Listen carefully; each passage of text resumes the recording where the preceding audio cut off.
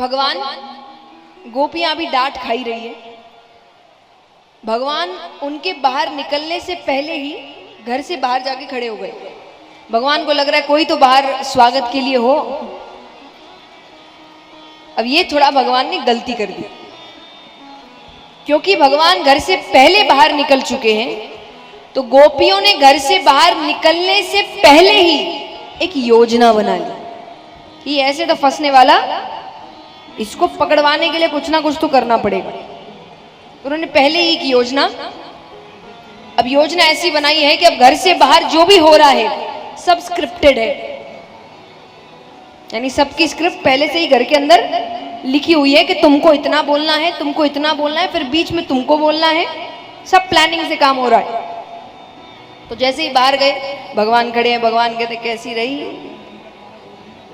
बड़ा कह रही थी कि मुझे पकड़वा दोगी। गोपियां कहती है कन्हैया तूने सही कहा, तुझसे कोई नहीं जीत सकता, सब स्क्रिप्टेड है। हाँ, कोई अपनी इनके मन की बात नहीं है। तो वो कहे कि तुझसे कोई जीत नहीं सकता। दूसरी गोपी ने कहा अरे हम क्या, कन्हैया से तो पूरे ब्रज में कोई नहीं जीत सकता। तीसरी बीच से कहती अरे वो प्रभावती ताई वाली बात बताना। अच्छा, पहले आपको एक भूमिका बता दे कि प्रभावती ताई कौन है। जैसे हर मोहल्ले में या हर परिवार में एक ना एक ऐसे अंकल आंटी होते हैं जिनसे बच्चे बहुत डरते हैं। हर परिवार में, हर मोहल्ले में एक ना एक तो होता है। उन्हीं के नाम से बच्चों को खाना खिलाया जाता है, दूध पिलाया जाता है, अंकल आ जाएंगे। हर घर में एक ना एक तो होगा। तो ब्रज में थी प्रभावती ताई, इनसे बच्चे बहुत डरते थे। और डर इतना कि मान लो बच्चों ने कोई गलती नहीं करी है, लेकिन अगर एक ही रास्ते से दोनों आ रहे हैं, बच्चे अपना रास्ता बदल ले, वो सामने भी ना पड़े कि इनका पता नहीं है किस बात पे डांट दे। तो वो थी प्रभावती ताई। तो गोपी कहती है कि प्रभावती ताई वाली बात बताना। और दूसरी कहती है अरे छोड़ना, क्यों जबरदस्ती। अब भगवान को भी थोड़ा सा सस्पेंस हो गया। भगवान कहते क्या हुआ, बोलो बोलो। अरे बोले कुछ नहीं, वो कल प्रभावती ताई पानी भरने आई थी तो कह रही थी कि कन्हैया सिर्फ तुम्हारे यहाँ चोरी करता है, मेरे यहाँ तो आता नहीं, क्योंकि तुम लोगों ने छूट दे रखी है, मुझसे तो डरता है। भगवान कहते क्या कहा, डरता है। मैं, वो कह रही थी, हम नहीं कह रहे। भगवान ने कहा कल दोपहर में प्रभावती ताई के घर के पीछे आना, तो मैं उनके घर का माखन खिलाऊंगा। गोपी कहती ठीक है। अब वो दौड़ी दौड़ी प्रभावती ताई के पास गई कि ताई संभल के रहना, कल दोपहर में कन्हैया। वो भी संभल गई। भगवान को क्या पता इन्होंने खेल खेले। अब भगवान अपने मित्रों के साथ गए, श्रीदामा, मुदमंगल, मधुमंगल। घर का दरवाजा खुला है, पहले खुले ही रहते थे।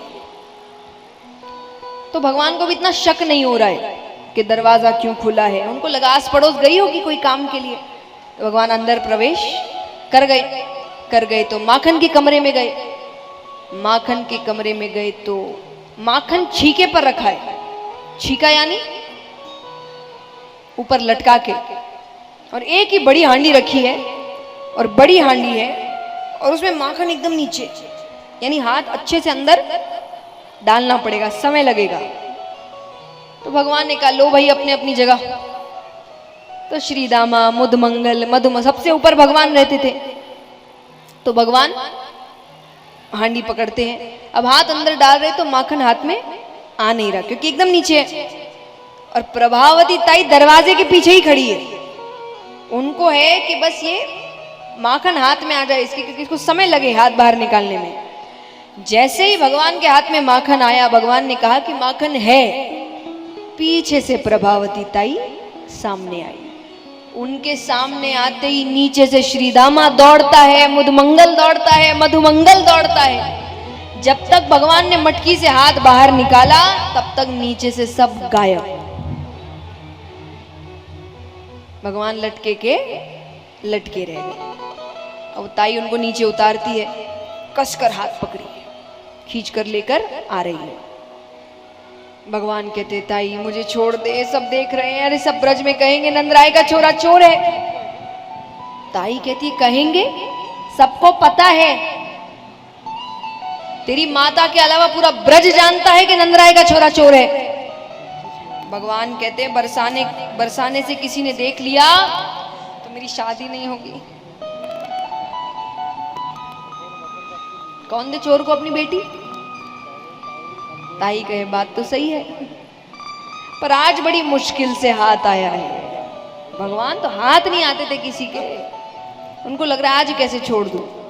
तब भगवान ने कहा ठीक है काम करो, आपको तो यशोदा मैया को बताना है ना। बोले हाँ, तो आपका जो ये जो दुपट्टा है इससे मेरा चेहरा ढक दो, वहीं पर चेहरा उगाड़ना बस यशोदा मैया के सामने। बोले ठीक है, उन्होंने चेहरा ढक दिया। अब भगवान को लेकर आ रही है, दरवाजे पर पहुंचती है, जोर से चिल्ला रही है, अरे यशोदा देख तेरे बेटे को मैंने रंगे हाथों पकड़ा है, मेरे घर चोरी कर रहा था, बड़ा कहती है मेरा बेटा जो। यशोदा मैया बाहर आती है और चिल्ला रही है बड़ बड़ बड़ बड़ बड़। यशोदा मैया ने कहा क्या हुआ, क्या बात है? वो बताने लगे कन्हैया ने ये किया वो किया। यशोदा मैया कहती 1 मिनट, मेरा बेटा अंदर सो रहा है।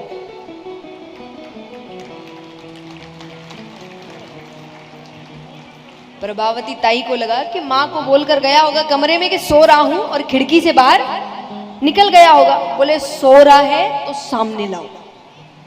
उनको पक्का है कि मैं तो हाथ में मेरे पकड़ के, क्योंकि यहां से कोई गायब, यहां है आदमी। कहती बाहर लेकर आओ। तो यशोदा मैया ने सेवक को भेजा, आवाज लगाई कन्हैया। थोड़ी देर बाद कमरे से भगवान जैसे कितनी गहरी नींद से उठा दिया। भगवान आते, हाँ मैया। यशोदा मैया ने कहा मैंने बोला था ना मेरा बेटा सो रहा है, जबरदस्ती उसकी नींद खराब कर दी। अब यशोदा मैया और डांटती, पर उनको लग रहा है भगवान की नींद ना उड़ जाए।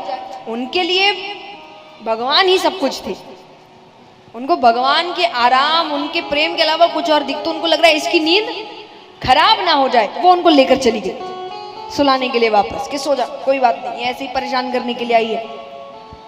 अब प्रभावती ताई के मुख से शब्द ना निकले, क्यों? कन्हैया सामने है, वो तो वो सहन कर ले, पर यहां से भी तो कोई गायब नहीं हुआ, तो यहां कौन है? तो वो डर के मारे अपना पल्ला उठाती है। जो दृश्य देखा वो दृश्य देखकर वो बेहोश हो गई। उस पल्ले के अंदर प्रभावती ताई के ससुर जी। बोलिए कृष्ण कन्हैया लाल की।